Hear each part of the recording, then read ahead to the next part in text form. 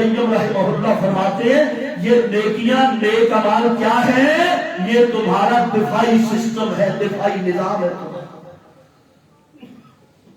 نیکیاں تمہاری، نیک اعمال تمہارے، یہ تمہارا دفاعی نظام ہے۔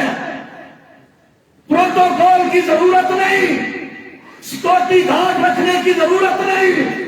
ابن قیم کی بات سنو، سینے میں محفوظ کر لو۔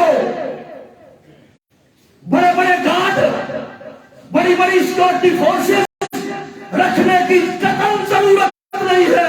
اللہ ذوالجلال کی قسم ہے، وہ کہتے ہیں نماز پڑھنا تیرا کام ہے، تیری حفاظت کرنا اللہ کا کام ہے۔ یہ نماز تیرا دفاعی نظام ہے ہر بندے کے۔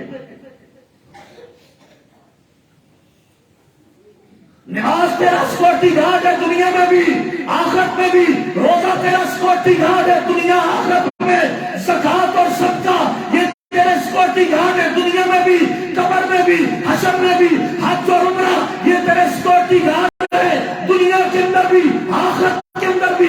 سچ بولنا، رزق حلال کھانا، سود سے بچنا، رشوت سے توبہ کرنا، میرے بھائیو یہ سارے نیک اعمال تمہیں برائیوں سے بچاتے ہیں، تمہارا دفاع کرتے ہیں۔ آؤ نا نیک اعمال کرو، ملک کا خرچہ بھی بچے گا۔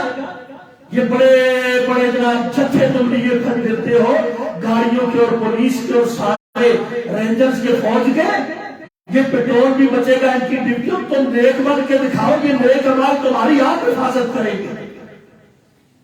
صدیق کی نیک اعمال نے حفاظت کی کہ نہیں؟ عمر فاروق کا سیکورٹی گارڈ کون تھا؟ میرے بھائی عثمان غنی کے سیکورٹی گارڈ کون تھے؟